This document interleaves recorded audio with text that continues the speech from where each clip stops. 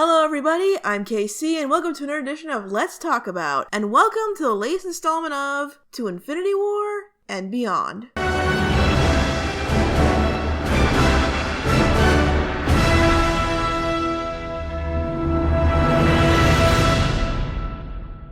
Well, I don't think this movie needs much of an intro. It's time for Avengers Endgame. 5 years go by after Thanos' infamous snap, and what's left of Earth's mightiest heroes struggle to either move on or fix everything, which they can only do the way they've done everything before, together. I can't do this. At least I don't think I can do this justice. Not right now, anyway. I've talked to friends, family, even fans and subscribers on my Discord server extensively about this 3-hour cinematic event, and I still feel like I'm just scratching the surface. So after a lot of consideration, I'm going to approach this differently than the rest of To Infinity War and Beyond. Here's what we're gonna do. Right now, I'll give you a shorter review, fairly spoiler-free, but if you haven't seen the movie, it's probably best to avoid this. And later this year, sometime after the movie comes out on home media, I'll do a full-on deep dive into everything this movie has to offer. Because I want to give this movie the time and respect it deserves, and the resources just aren't available at the moment for me to do that. And hey, this story was technically told in 2 parts, so why not 2 reviews? So for now, let's talk about the movie as an experience and how it made me feel. Because it made me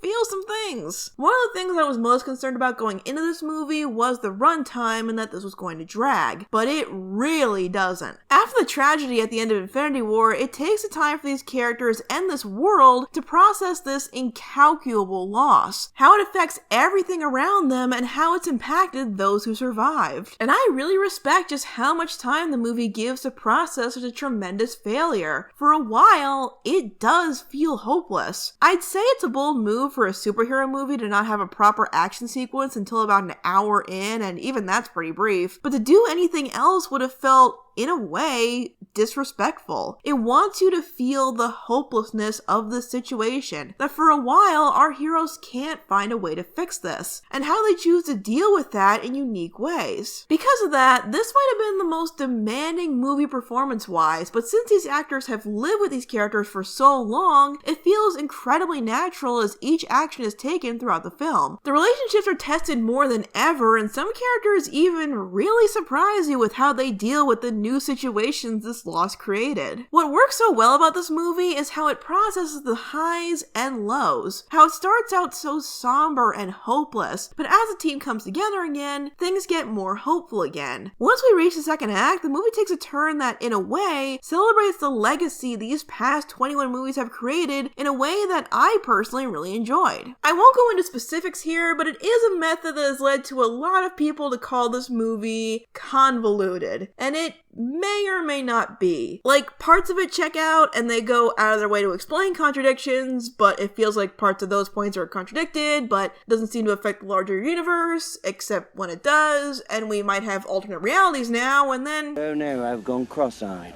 This is partly why this movie warrants a second viewing for a definitive review. But what I enjoyed about this sequence was going back into the MCU's history in a very heartfelt way. From returning characters with very personal connections to our main heroes, to revisiting iconic locations, there are so many respectable callbacks and tons of Easter eggs that this is a section I could probably go on for a while about. It's the part that felt the most like a traditional Marvel movie. There's action, laughs, character drama, tension, and technobabble. Lots of technobabble. And all of this comes to a head in the final battle against Thanos. The moment we've been waiting for a year, maybe arguably 7 since Thanos made his first appearance at the end of the first Avengers movie. And I think I can assure anyone watching, and most who have seen the movie will probably agree with me, that this final battle is everything you'd want it to be, and more. I thought the Battle of New York was well crafted, giving each character a chance to shine without feeling busy, at being able to follow the action without the audience feeling lost in the chaos. But this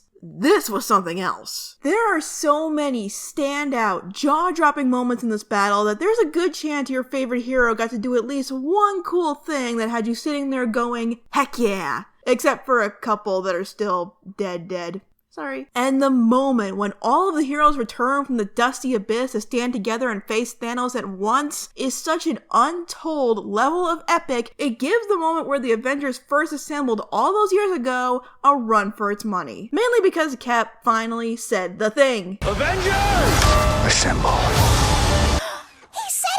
I know there's a lot of stuff going on in this movie, but I'm surprised I haven't seen more people freak out about that. But because this is the end of an era, on top of all the triumph in the third act, there's also quite a bit of sacrifice. I'm not going to go into details because that's for the more detailed video, and one of the sacrifices in the film is kind of controversial, but as far as I'm concerned, these were very touching, respectable conclusions and losses. If you've seen the movie and you've been following my journey through Infinity War and beyond, you probably know where I cried the most. And yes, there were actual tears. Quite a few, actually, which doesn't happen to me during movies as much as it used to. I'm pretty sure this is only the second time a Marvel movie has made me cry. A good friend of mine called this experience bittersweet but satisfying, and I think that sums it up pretty well. We all knew this was going to be the end of an era, but it doesn't make that ending any less sad to watch unfold. But even if the story for the heroes that started all of this is over, there's still a bright future ahead for this franchise because of their legacy. Some things that could be ahead are hinted at both blatantly and subtly, and as I'm recording this, there's tons of speculation on what could be next in the cinematic universe that's been fun to join in on. I do have my own theories, but what this movie is really about is concluding such a massive story spanning across almost 24 films. Any assurances on the future are mostly there to tell us that, well, to borrow from another long-running story,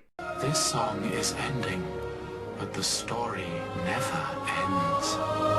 Overall, for now anyway, Avengers Endgame is everything we wanted and nothing we expected. At least I think so. There are people that are calling this the best movie ever made or a convoluted mess that falls flat on a decade-old promise, which is why I want to dig deeper into this movie than I can right now. This is such a large and important movie, it demands another viewing to do it justice, and for me to figure out if the science actually contradicts itself or not. Right now, if you ask me, this movie continues to follow through on Marvel Studios' continuous streak of delivering on big promises. The emotions are deeper and more impactful, the scale is larger than anything so far, and that is really, really saying something. The performances are some of the best in the franchise, the action is compelling and intense, and it closes this very long chapter of such an unprecedented cinematic experiment while showing no signs of slowing down. If you followed this journey like I and many others have, and if you care as deeply about these characters as most fans out there do, you'll probably walk out with a hint of satisfaction at the overall results, even if there are things that aren't perfect about it, because it makes you smile through the tears. Endings are never easy, but a new beginning in sight can make the transition easier. The MCU's future has never been more uncertain. We know it's still going to go strong with new and returning heroes' adventures on the horizon, but with this story wrapped up, it's more mysterious than ever before just what's coming up next. And there's something exciting about that. But this movie just lets you take the time to take in everything that transpired, not even with any credit scenes for the first time ever. Just letting the story that was just told speak for itself. As far as I'm concerned, they earned every minute of that absurdly long runtime, and while there were some conclusions I was sad about, I'm still glad I was part of this journey through the Marvel Cinematic Universe, and I look forward to whatever the future has to hold. Thanks for watching, and I'll see you guys next time.